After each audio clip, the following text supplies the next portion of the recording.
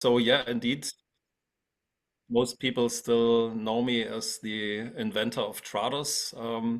So I have a software development background. I actually wrote that thing. I wasn't only managing the company, but I was also developing Trados. And think that there's still some code of me somewhere deep down in the stack ticking, which might be the reason why Trados sometimes still behaves in a strange way. But anyhow, obviously the user interface had been completely redone, but very low. I think there's still some code ticking. But that's a long time ago, actually late 80s, early 90s. So it's been really a while. And it's now almost 20 years that I have sold Trados, and I'm only looking at it from a distance, and of course being happy that the brand is still around. I've done other things since, and so what I'm currently doing is being occupied with multilingual AI already for quite a while in form of multilingual knowledge management. That's what Corian is doing you see my background, and also in managing multilingual data, which of course since ChatGPT has been getting a real boost because I think something which I'd long foreseen or kind of try to develop now really got a rocket booster with the invention and the possibilities of LLMs. And I guess that's also the topic what we want to talk about today, because I think we all are faced with this incredible invention, and which will change our work and the way we're working a lot, and probably also what we are going to do. And I guess that will be the main topic for today's session. Yeah, I know you primarily from an initiative that I've been part of for the last year or so called LangOps, and that's directly in correlation with AI and the possibilities it provides the localization industry as well. Maybe we can talk or start our conversation a little bit by discussing what LangOps is, and for those people that are in the room that are not familiar with it, maybe you can explain. Yep.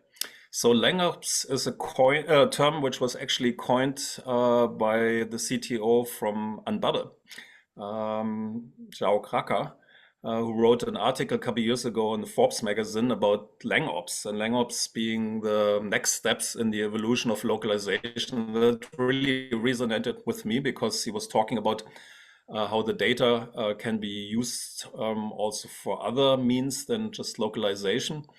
And also I found the term quite catchy, because typically we have a hard time to explain what we are doing, and also getting a bit out of the translation box.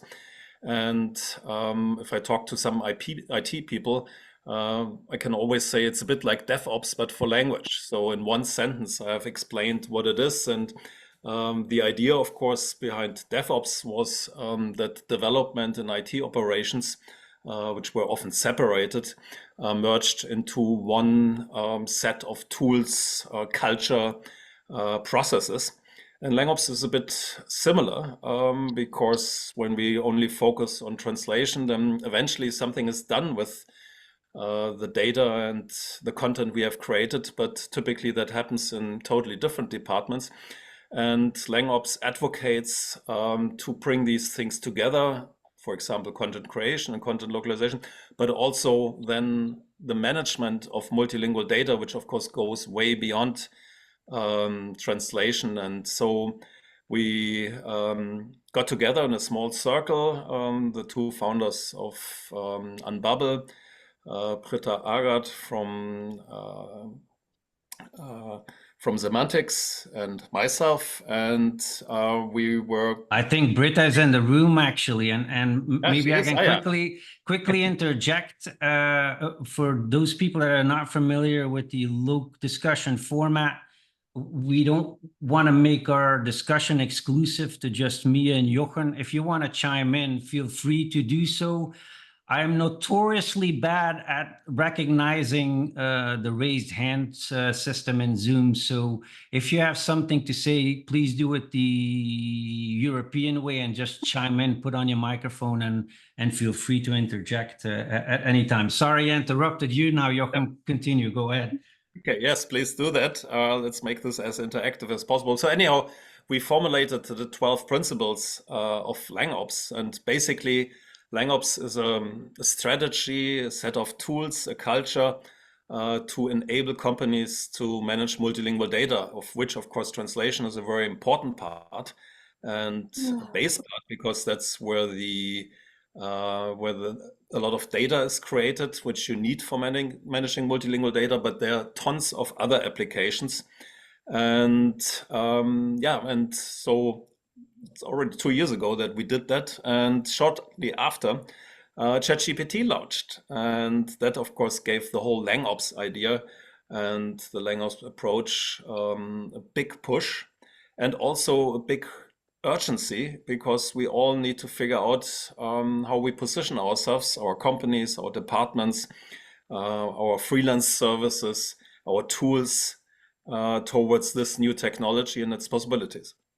Yeah, I think I've heard you say before that we were used to broadcasting our message more or less in the old translation workflow, so to speak. But more and more, customers are going to expect to be able to talk back, and that's probably where you're envisioning some of the applications of LangOps, don't you think?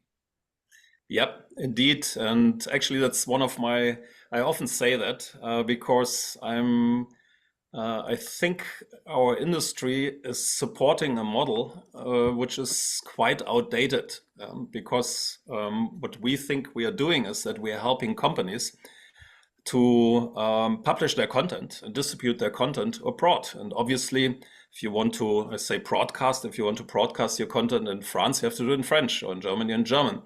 And if you look at the taglines of the huge companies in our space, that's exactly how they describe their services. So AWS says, ensuring you are understood anywhere in any language, or TransPerfect, does your brand speak their language, or we localize, transform your content and data to capture business worldwide. So they all talk about, we are helping companies to be understood in foreign countries. But latest since Web 2.0, mind you, that's 20 years ago. So customers are talking back, and they are engaged and encouraged and invited to talk back on many channels.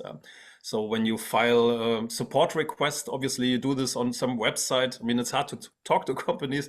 So you have to write something here, send an email, fill a form, or you talk about companies on social media and so on.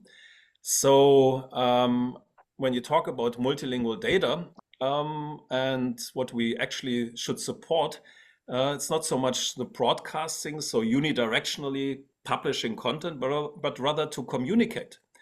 And of course, content creation translation plays a role when you communicate, but there's also, for example, language neutral product search, or chatbots, or customer support, knowledge sharing, text analytics, Internet of Things compliance, and so on, and so on, and so on. So if you, I was going to ask you, like, what are some of the applications that you think are most evident that are going to be coming into play in the new localization realm, so to speak? And you named a couple there. Do you have any that you really feel would be a great fit for a LangOps workflow? well, I mean, the most obvious one, obviously, is a multilingual chatbot. And that was a difficult project before ChatGPT, because they were not multilingual and you had to build them. And maybe companies could support 1, 2, 3 languages. By now, of course, ChatGPT is multilingual per se. So that's one of these game-changing features or capabilities generative AI has. But still, LLMs are trained with, in case of ChatGPT, with the internet, and it wouldn't know necessarily the specific knowledge which is behind the firewall of companies when you want to use a chatbot to solve a certain problem. It also probably won't use the terminology, and it wouldn't know necessarily the way a company is, the style and the way a company is expressing. Yeah, I would think that as a company, if I'm, a company like Dell or Samsung and I'm installing a multilingual chatbot, my first fear would be that that thing could go off the reservation and start talking in a way that I really wouldn't want to. Is that kind of what you're alluding to with the Mm, references? yeah, it might do that, but even if it wouldn't go crazy, but just try to answer the question, it's quite likely that it wouldn't use the Dell terminology. Yeah. And it also was not trained, obviously, or hopefully not. I hope OpenAI didn't hack Dell, but it wasn't, of course, trained with certain information which is beyond the firewall. So there's a lot of information it will not know. It won't talk necessarily the Dell terminology, and probably it might also follow different intents. So there's a lot you would have to add to the chatbot. And here we are already talking technology and how Yeah. our linguistic assets could help. Obviously, people who are in the localization industry, language people, we do know the terminology of Dell. We do know how they call different products, and we also know how they express themselves. And if you store all these documents into a big content repository, you also have the data which is describing these things, which could be used then to feed the LLM or to prompt it in a way that it not based its answer on the whole internet, but on Dell specific or enterprise specific content. But even simpler applications, I mean, a chatbot, a multilingual chatbot, of course, is very advanced technology. Simple things then like just a product search. So you search for product or you search for problem, and you want to do this Somebody has in. their microphone on them. I'm gonna have to police it. If you could please turn your microphone off, if you're there. I'm gonna mute a couple Okay. of people. Sorry about that, Jochen. So a simple thing like a language agnostic product search, if you go today on Amazon and you search for a product in German, I will get German offers, which is not such a big problem because Germany is a big market. I will get a lot and very competitive offers. But do this in a smaller country like the Czech Republic or so, and then you will only get Czech offers. And often you don't have the whole range of products available, and you pay potentially more, although it could be easily shipped from across the border. So already a simple product search today catches you Really? in a language silo, and you won't get the offering you want. So back to the tech lines and back to what we are supposed to do. I'm always hooking in on the AWS tech line, ensuring you are understood anywhere in any language. If you would change the passive voice, ensuring you are understood, into active, ensuring that you understand as a company. So ensuring that you understand your customers, you get a whole different set of tasks you have to support, which are way wider and way more interesting because you talk about communication and not about broadcasting. And I think that obviously you cannot translate every communication. It has to be in real time. You cannot translate Twitter if you want to do text analytics and so on. So obviously this cannot be done with translation, but it can be done with using multilingual AI and making use of your data. And then I this would think, communication is possible. yeah, I would think that, one of the problems you would have though is that if I'm a huge company and I'm in 23 languages worldwide and I have all kinds of documents in an unstructured fashion, maybe not necessarily in translation memory, but I have lots of collateral that I've written for Thailand that I would like to use as well. How do you envision that? Because I would think that that would be, a little bit of an issue. You could easily foresee pulling in translation memory, which is essentially in a database table format that you can easily mine in a large language model. But what would you do with unstructured data? So the tools we're currently using in our industry, so terminology databases, neural machine translation, translation memories, and TMSs, these are all translation tools. And they're great for translation. They're not so great for supporting to go beyond translation. But we're currently seeing that NMT is challenged by large language models, by generative AI. And what we see now is that people are comparing the performance of, let's say, Google Translate or DeepL with what OpenAI can do for this language pair, for this type of document, and so on. And I think these comparisons totally miss the point, because NMT can do one thing: it can translate. But a large language model can translate, it can summarize, it can code, it can answer questions. So it can do multi-purpose, it can do many things. So it's a multi-purpose tool. And the same is true with our other tools we're using. So a terminology database, for example, can tell you what a certain term means, how it's translated in French or German, but that's about it. So the only way to access the term base is lexically and can give you the translation. But if you would add a knowledge structure to a terminology database, then suddenly it would become something like a multilingual knowledge graph, a knowledge system, which can tell you way more. The translation memory takes, unfortunately, the segments out of context. So it's great for segment-based translation. It's not so great for creating content for training LLMs, because it's just sentence by sentence. And the great thing with large language models is that they have a sense of context. So again, if we would upgrade our translation memories to what we call content repositories, then you have the content and the data to train or tune or smartly prompt generative AI. So with getting by upgrading our tools and moving them into the age of AI, because mind you, all these tools are very old, and so are the data structures they're built on.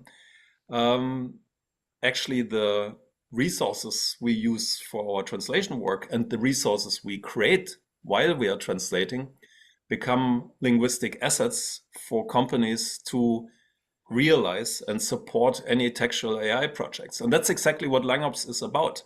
So you try to look beyond translation, you widen the problem. You're saying it's not so much about translation, it's about managing multilingual data, and suddenly the field becomes way wider and the problems we want to solve.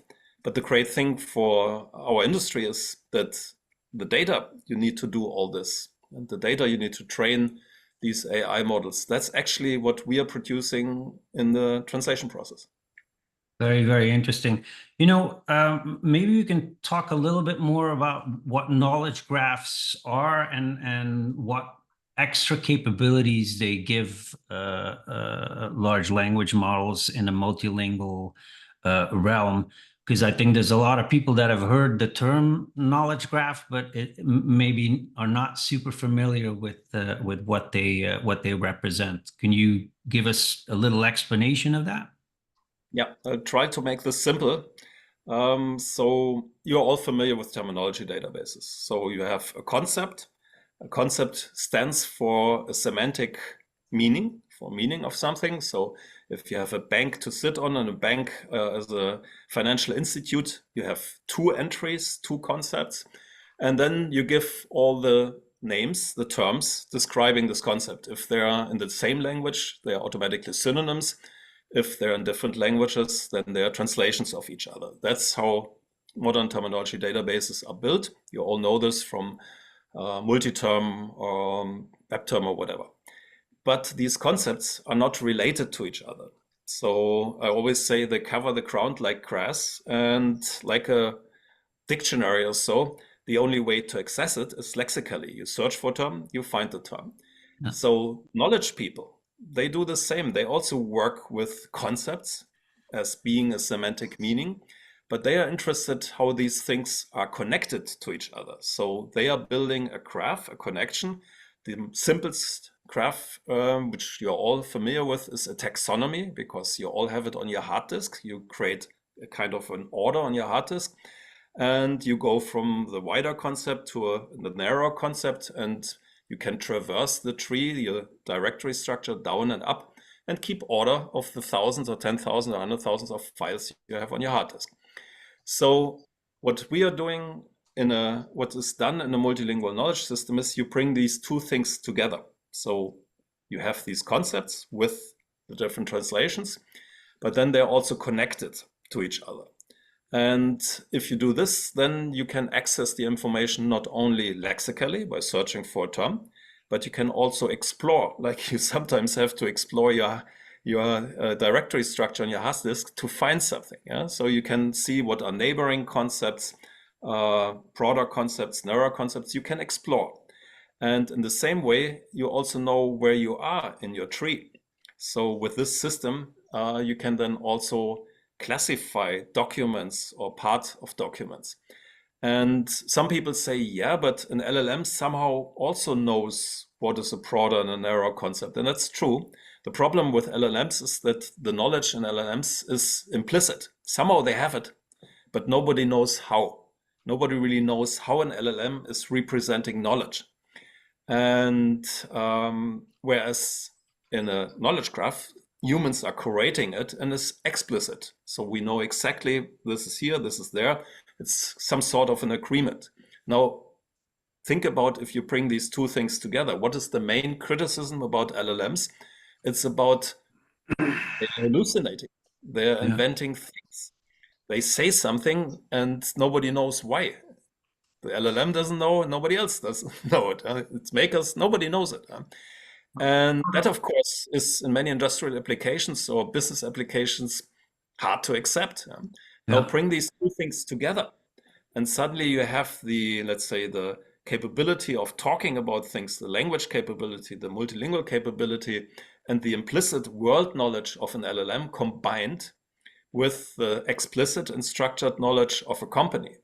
And doing this, you get hallucination almost completely under control. And with the knowledge graph, you can help the LLM and can tell the LLM, look, I have this product, it has these components, that's how we call them, and that's how we group them, and that's in which box we want to put them. That's how knowledge graphs are essentially becoming the guardrails for the bowling lane, so we don't throw it off the track too far. Would that be a correct way of explaining it? That's a good way of seeing it, or many people talk about yin and yang. The one is good in the one and bad in the other, and vice versa. And so far, we don't know how we could teach human knowledge to an LLM other than feeding it with the whole internet, right? And if you would feed a human with the whole internet, probably that human would also make up a lot of things, right? But if in an industrial application, you want to feed curated, precise knowledge, and so here you bring these two things together, and there's not that much necessary to elevate your terminology database, which has a lot of that knowledge already, to elevate it to, we say, to taxonomize it, to put a knowledge structure on top of it. And here you go. Already you have the knowledge structure which is needed then for many AI projects for a company, and to make sure that it doesn't hallucinate and that it talks and speaks and uses the right terms. Can I say something? Hey, Mario, I was just gonna say, let me pin you into our group here, so everybody can see you. Hold on, I'm looking. There you are. There, go ahead. Now, if you unmute yourself, you can talk to us, Mario. Yes. Thank you. Thank you, Jochen. Thank you, Stephen. Since you mentioned one of the criticisms to LLMs, I heard it in a different way, that they're kind of black boxes. Isn't that kind of the potentially the death knell of any LLMs? Because compared to, I have read, for example, that for example, freelance translators or translation companies can build our own LLM. that sounds great because we know what we are putting into it. Let's say, I want to build a finance-oriented or banking-oriented LLM. I will know what it is in there, so I will implicitly know what will come out of that. I will already a priori have control over the output. Even, the problem is. So how do you convince, for example, a bunch of companies, for example, in the architecture, construction industry, that their documentation will be better translated through an LLM-enabled NMT versus a more traditional way, let's say MTP, P or MT, customized MT? How do you address that? So you raised many points. So first point is it's a bit of a catch-22 because for an LLM to be as fluent and as vocal and as multilingual as ChatGPT is, you have to feed it with a lot of content. So a lot. And so if you put a lot in there, then of course it sees many things and then you don't have control really about the content. If you only feed it with specific content, well, then the amount you're feeding it with or you're training it with is quite likely under critical to produce the kind of text ChatGPT is producing. So that's one problem. But you said, how do you convince people? Well, when I think about how to use LLMs and how to put them into workflow and whether I could use them for this purpose or that purpose, I often compare them with human beings. So we humans, we also hallucinate. So I have many ideas, but some of these ideas are not so great. And then somebody else tells me, but did you think about this or did you think about that? So in a way, also humans, of course, and are making mistakes and are hallucinating and are not putting the right information. So the trick is that you take the LLM and I don't know where you're getting your translators, by the way, because mine are perfect. They never make a mistake ever. Just want to interject that. So as you support the human translator with knowledge, with reference material, with terminology lists, in the same way, you try to support also the LLM and bring this knowledge together. As you might QA the human translation and have a revision step, you could also have another AI evaluating the work of a certain LLM. So often the answer is then in the process and in the tools you're using. And I think most of us, I guess everybody will probably never really train an LLM because you need a lot of data and heavy machines and quite some electricity to do that. So what we are probably doing is we are taking an existing model, which already has been trained, and maybe we tune it. But even that requires quite some knowledge, time, testing cycles, a whole pipeline. It's also not trivial. But what we probably all can do is smartly prompt it. So as you prompt a human, we can also prompt the LLM and say, dear LLM, please translate this sentence. And here I give you the terms which come with it because I have them in my terminology database. And here I have reference material. Please use a similar language.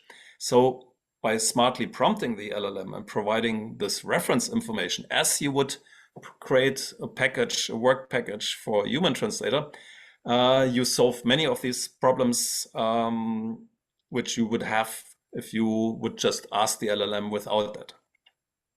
But follow-up question, if I may. Sure, thank go you. ahead.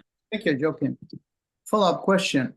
But wouldn't that be that multi-pronged solution, that proposal to corporations? And since you mentioned the cost of running LLMs, which is, I mean, those are... Well, it sucks because it's dependent on the house. Yes, but yes, the cost wouldn't be...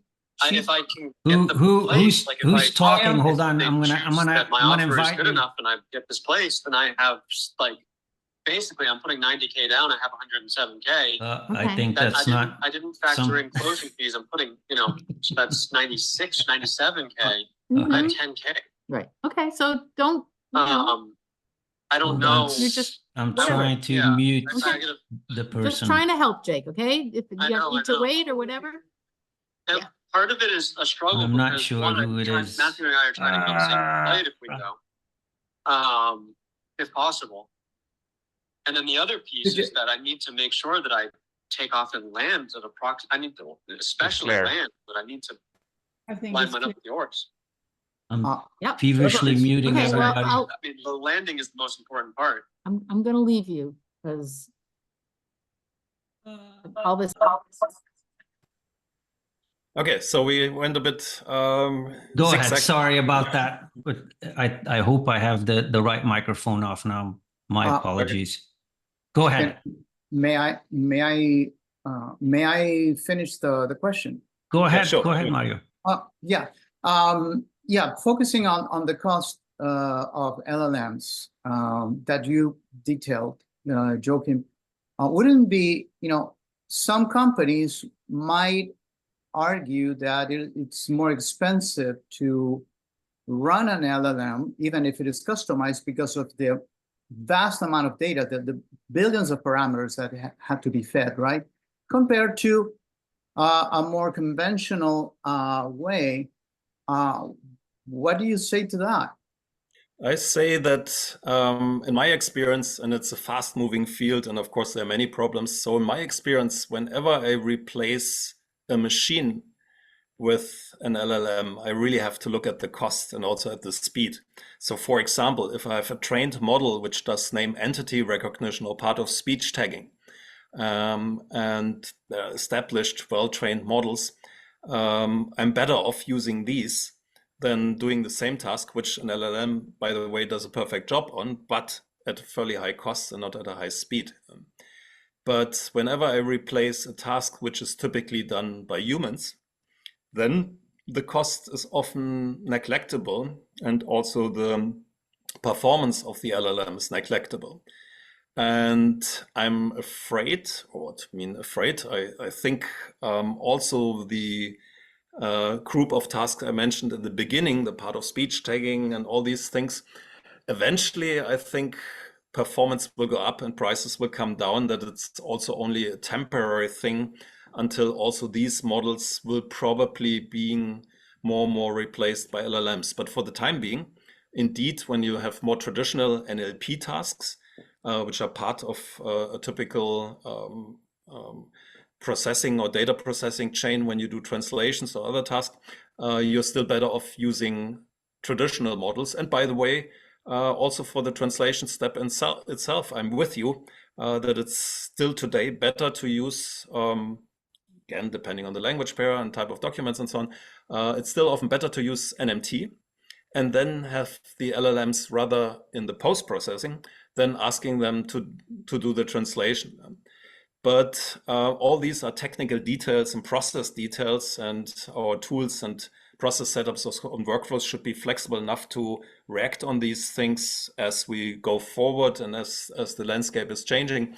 But I think the important message is that we have tools in our hands and available, which suddenly allow us to process, and Stefan, you asked us in the beginning, suddenly allow us to process unstructured data. Suddenly we have tools which can extract, summarize, translate, extract the terms, write content, ask questions, and so on, which before all these tasks had to be done by humans. And I think that's the revolution, and that's of course a threat, and it's already happening everywhere.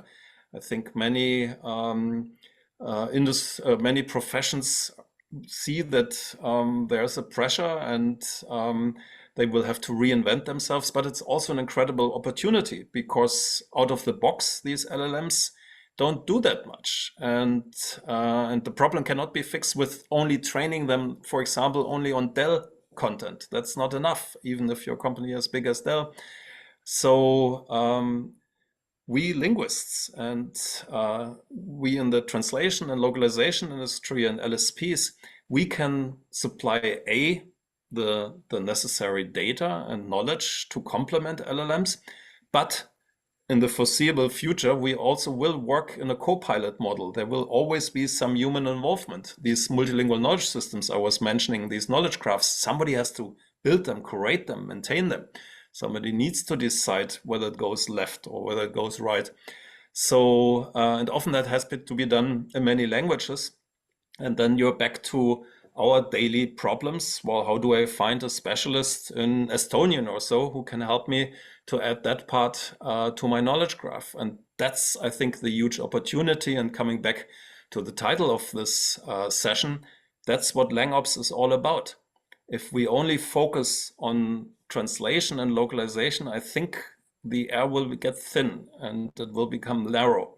If we widen the tasks we want to support, if we help companies to understand their customers, then I think the sky is the limit, and LangOps is the platform. And this does that veer us strategy to get there into language factories a little bit too, Jochen, since we're talking about a system in which we're combining some of the traditional methods and we're improving them with the capabilities of AI. Is that what I should understand by a language factory, or is it more complex? Well, language factory, we use this term because in the way we produce translations today, we mentioned Trados in the beginning. So a lot is hardwired. So most of the processes, the TMSs, which are supporting our processes, they have the translation memory paradigm hardwired in them. The whole business model, the fuzzy matches and the 100% matches, and so on and so on. And that was great for a couple decades. But now with generative AI, I think a lot of these concepts which are hardwired need to be rethought. And we have to rethink processes. We have to rethink the way we're doing things, how we use the tools, and so on. And that's hard with tools which have all this as a paradigm hardwired into the application.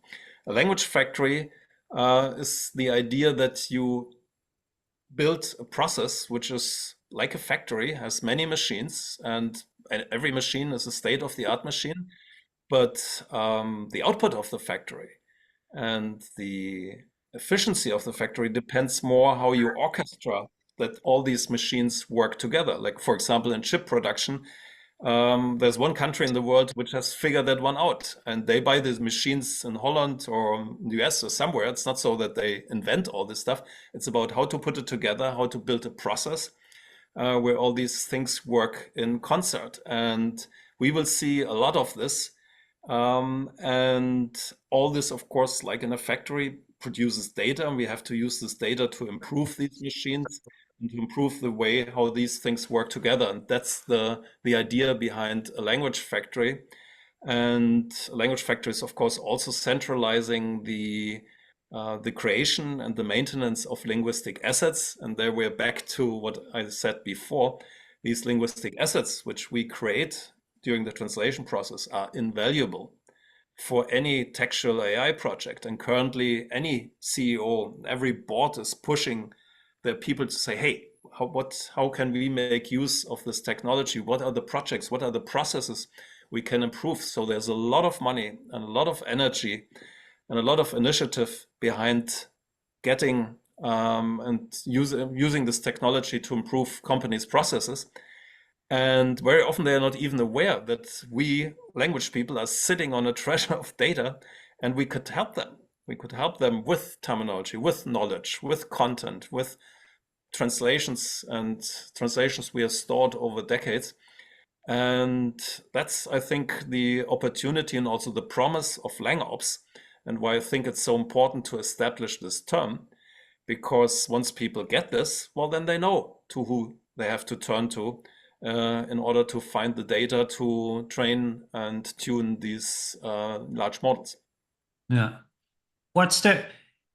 Since LangOps is the unifying term around all these concepts, and you're clearly excited about that, I'm excited about it. I'm a LangOps pioneer too, by the way, and I know that there's a couple of LangOps pioneers in the audience here too. If they want to chime in, this question is for them as well.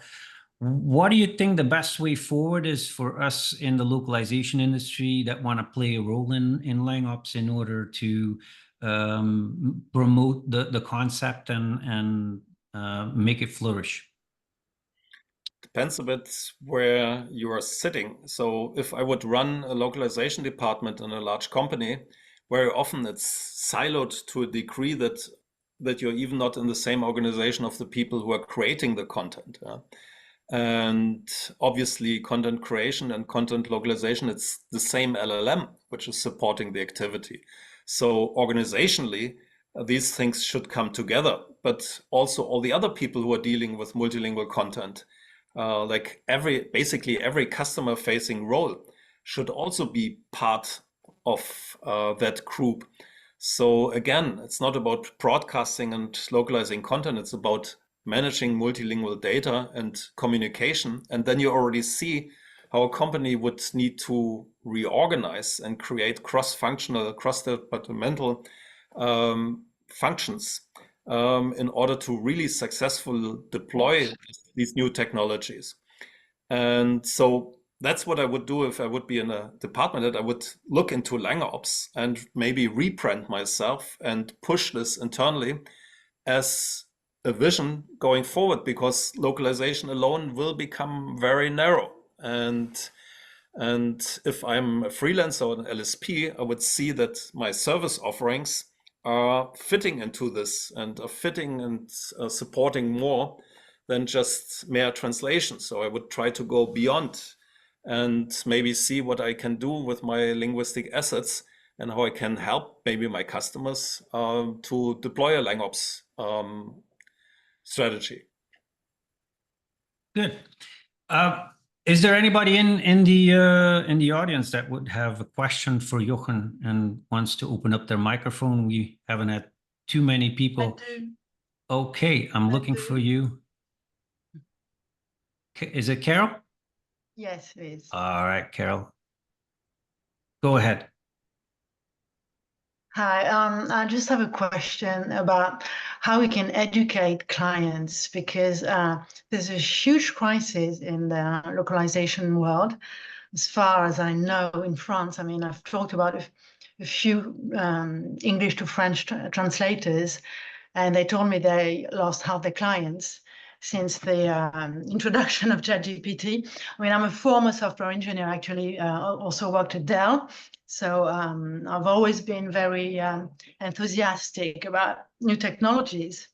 But the thing is, lots of clients actually cut their budgets because they think that machine translation and ChatGPT are the holy grail.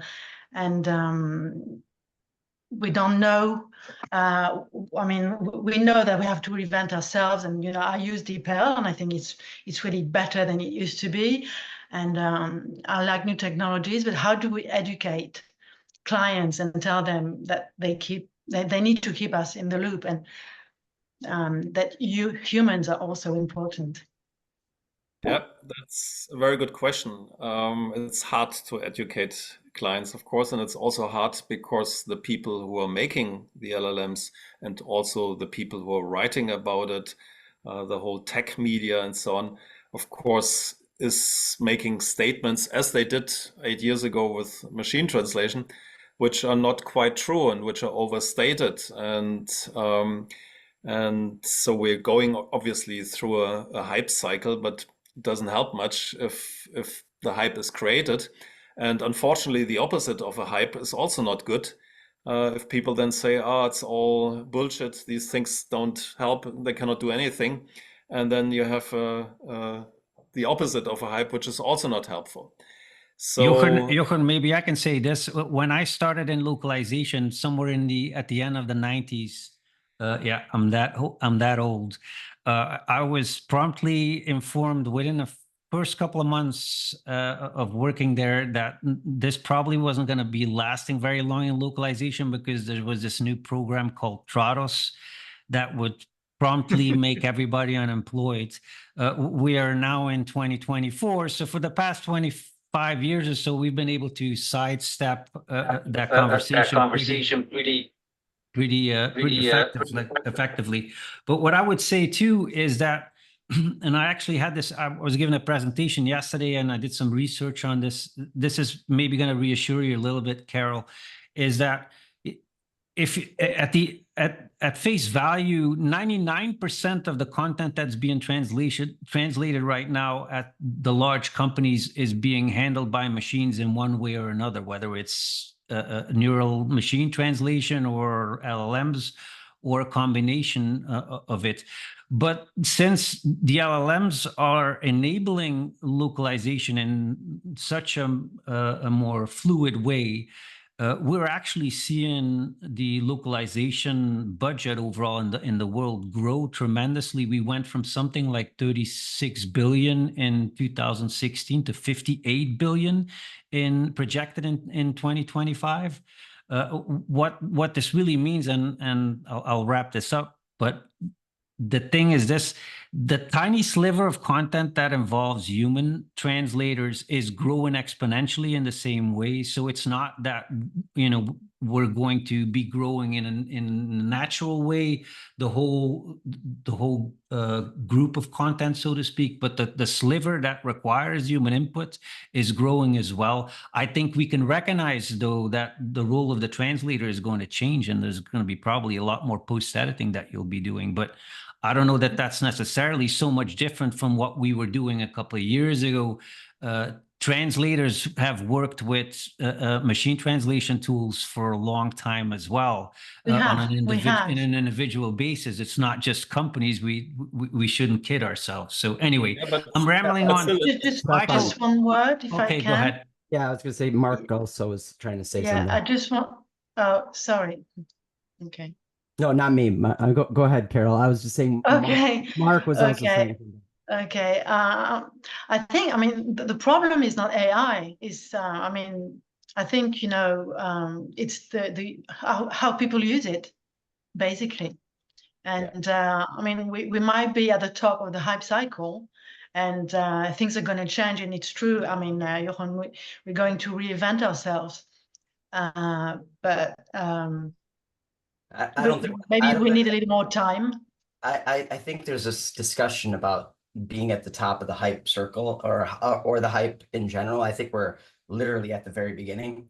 I think we're not even close to even probably gotten started. I keep seeing things that are just blowing my mind every single day. So I think the paradigm shift that a lot of people are talking about out there is huge and real. And I think people need to jump on board to doing things a bit differently, because that's just the way things are going to happen. And I think it's going to get even more fast and rapid in that realm. And the other thing that Stefan, you threw a lot of stats out, just about the growth, right? And I think there is like a lot of opportunity for growth, but it's a different type of growth, right? Mm-hmm. And there's a lot of different opportunities that come from that. So I think that it just, as you said, it's just refining and changing the definition of who and what linguists are doing, who the humans are in the loop, how many humans are in the loop, et cetera, et cetera. So, and I don't think it's just as simple as, like this is better than this or that. It's more stylistic. I think you can come to a conclusion about what kind of outcomes you want to have, and I think you can replicate those outcomes. And I think, but again, you have to try to experiment in the sandbox, so to speak. And I think a lot of people are just not doing that, period, and they're just kind of giving up. Change is difficult. Change is very difficult. Did you have a question for Jochen also, Michael, or you just wanted to? No, I wanted to comment just because there was a lot of things being kind of thrown out there, right? Yeah. But like not exactly. A lot of people kind of diving a bit deeper. I think what hopefully I'm pronouncing it. Did you say, how do you pronounce your name? Jochen. Jochen? Sorry. No, Jochen. Jochen. Okay, Yeah. thank you. But anyhow, so I mean, I think as long as we stay in the localization and translation box, I think we will have a very hard time, and probably we will go under. So I think, and that's why I'm excited about LangOps. LangOps is redefining the problem we want to solve. So not of helping companies to be understood, but helping companies to understand. So that's step one. Make the problem we are solving way bigger than broadcasting content. And step two then is to show and welcome and embrace AI as an incredible tool, which it is, but also point to the areas where it needs support, obvious support. And it's, I think, not so difficult to explain why it needs support, because it has like a human world knowledge, but it's not very structured, and nobody knows. It's a black box. Nobody really knows where it's coming from. It doesn't know things it hasn't seen, and so on and so on. So these things are rather easy to explain. And if you then combine this with solutions like linguistic assets, certain processes, using our experience and our databases to overcome these, I think then we can turn this into something which will elevate our careers and will actually propel our businesses and will give us more interesting tasks. And that's basically what LangOps is in essence. And it's difficult to explain all this and to summarize all this. We have tried in our little group with Britta and Vasco and Joao to formulate the 12 principles of LangOps. I think we did a pretty good job. If you look at our manifesto, that's already kind of summarizing the story and summarizing the challenges, but also the solutions. And that's why I believe that LangOps is the way for our industry to deal with this new technology and to find a way to redefine ourselves, redefine our services, and also for explaining it to these big companies, which of course have often inflated expectations and also not the background knowledge to really understand the benefits and the possibilities, but also the limitations and the challenges of deploying this technology. If anybody wants, go ahead. Here. I have. Oh. So I would like to make a comment, actually, just to take Roberta, I'm gonna get you on stage here. Bear with me. I'm looking for you here. I just had you, and then you disappeared. I can wait for you. You're always so polite, waving, and there you are. There's Roberta from Rome. So I am a freelance translator, for those who don't know me. So I am well aware that there is a shift in our profession. I am very ready to embrace it, and I'm not here to stop technology. I think that we should consider a broader picture. So many companies cannot access the ultimate AI engines. So there, we should be aware that might be a higher risk for errors or hallucinations or whatever it's there, connected to a lower budget power. And also that might be it might be important to notice that a budget relocation is needed if we are moving from human translation to machine translation for the majority, let's say, of tasks. We need to consider that we need some intermediate roles that are human roles, like, I don't know, lead linguists or language leads, or whatever you want to call them, quality assessors, that need to ensure that the quality is there, that, I don't know, brand voice is respected, because of course the machine will improve, but it's not there yet. So I think, especially in this intermediate stage, we need to be very aware and need to be vigilant that some humans need to stay in the loop, maybe with different roles. So maybe this is something we as freelance translators have to look at. I work as a language lead, I work as a lead linguist for different agencies, for different LSPs. So I see that my role in that case will not really change drastically, because this is what I'm doing even now. I do some reviews of machine translated content or post-edited content, but still they come to me for, you know, the final sign off, for example. So I would say that this is going to stay.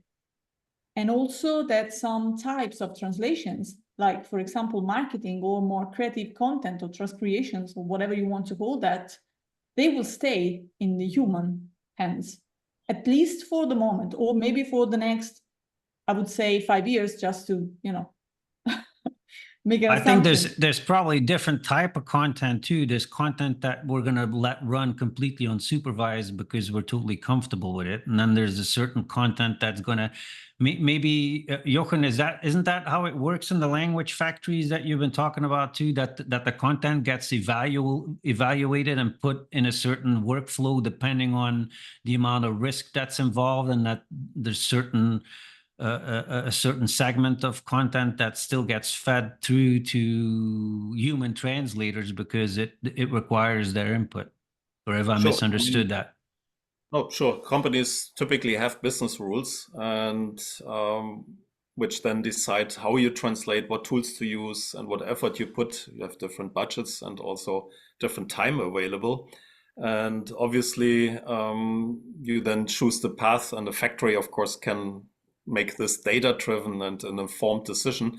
You choose paths depending on the requirements and the rules you want to apply. And to your point, Roberta, exactly that's what's going to happen. I think we will do less and less doing words and doing pages, and more we will provide knowledge in form, for example, of a curated knowledge graph. Knowledge to enable AI to do the more transactional tasks. And there will always be a human component, or the foreseeable future. And that human component will be also more interesting and also more powerful, because that knowledge which you contribute can be multiplied by the AI. And so overall, I think what's happening is good news. Because our roles will become more interesting, more challenging, and also more value driving, i.e. better paid. But it's disruptive, and everybody tries to figure out what exactly is going on, for what it can be used, not used. And of course, there will be cases, as mentioned before by Carol, where we will see people with unrealistic expectations, or who just cut budgets and think, I just throw it into the air. All these things will happen. But I think properly positioned, and that's come back, I think, where LangOps is helping us to properly position the pros and cons, and to develop a good strategy. Overall, I think the outcome will be, for the people who are making the transition, a very positive one. Yeah. We have. Stefan, can I ask one quick question? Go ahead. Or at least get back on the subject of something that somebody asked. I think it was Carol asked. Carol asked earlier about, like, we talk about LangOps, right? But the average executive doesn't really care about LangOps. This is just the reality of a lot of situations. It depends, obviously, if they have any kind of local experience. I think that will change because they don't care about translation localization. Yes, LangOps and textual AI, they should care, because if they don't, their company will be soon gone. So that has a totally different dimension. Well, and that's the tie-in. Is that the tie-in, though, more with large language models, though, that gets them excited, right? Because it's a buzzword and it's trendy. Is that what you believe is getting the attention of executives more? I think it's getting, and it has to get the attention, because look, if you look at how companies manage their business, there's data you can put into tables, and that goes into your ERP system in SAP, and then how you run your warehouses, your general ledger, invoicing, and so on and so on. The other half of data is unstructured. Meeting notes, documents, emails, chat messages, whatever. That data till today is processed by human beings in meetings, in reports, in discussions, and so on. for the first time now, we have a tool at hand to also take care of the other half of the data. The companies who will manage this, they will be like the early deployers of ERP. They will simply win. But in order to get there, they need linguistic assets, and this textual data in bigger companies is always multilingual, which most people oversee. And that's exactly the incredible opportunity. And that's why I do think that C-level will care about LangOps, because they will care about managing multilingual data. Very, very interesting. Rodolfo, you wanted to ask a question still? We have time for one more, and then we're going to wrap it up.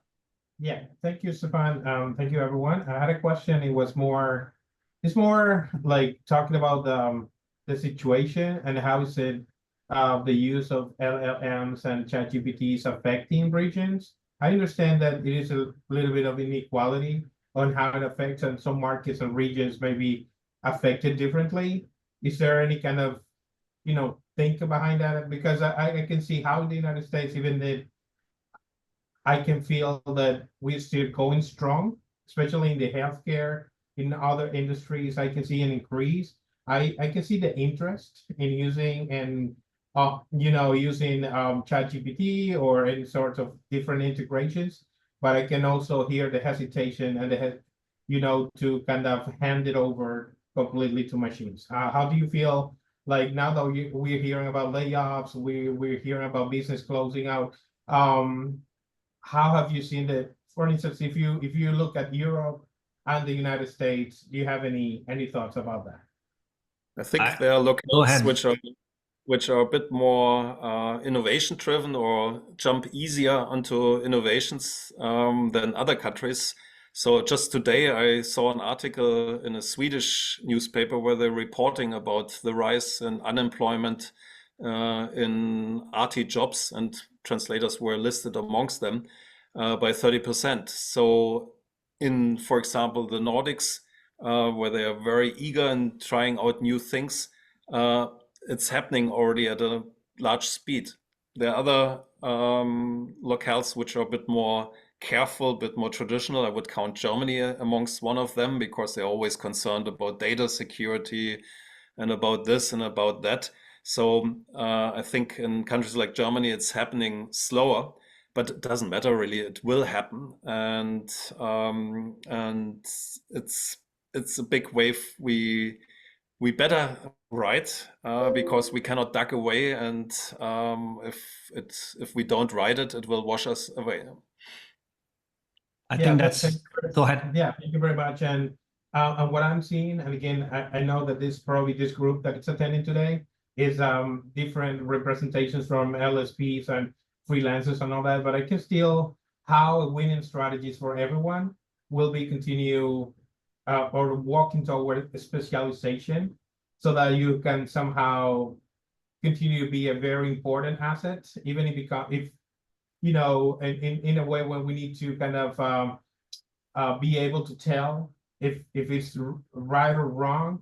I know it's hard because for people entering the industry right now, it will be like, why would I like to become a translator today, right?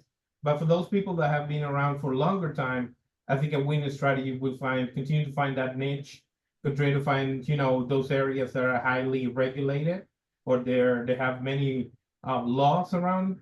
You mentioned Germany, maybe finding those rules when there continue to be like more traditional, very hesitant to use technologies, and finding those ways to continue building and also diversifying your portfolio, so you are not only a translator, but you become probably advisor, consultant, and other kind of services that will be in the Rodolfo, I think there's going to be work for linguists for a long time to come, but they might not all be translators in the traditional sense, the way we thought about it 10 years ago or 20 years ago. But if you think about it, even 5 years ago, when there was no AI, the role of translators had already mutated tremendously from when I came into the industry at the end of the 90s. So I think it's an evolution that's going to continue going on. Jochen, thank you so very, very much for spending an hour with us and was a pleasure. answering some questions. And I don't like to go over too much because I know you have a party to go to, and you even sacrificed the party to come hang out with us here. We unfortunately are going back to work. It's 2 o'clock here in Texas, so I'm back to the grindstone. But thank you so very much, everybody, for joining, and until next month, have a wonderful weekend. Thank you, everybody. Bye-bye. Ciao, Thank you, ciao. Stefan, Joachim. Bye-bye. Bye-bye.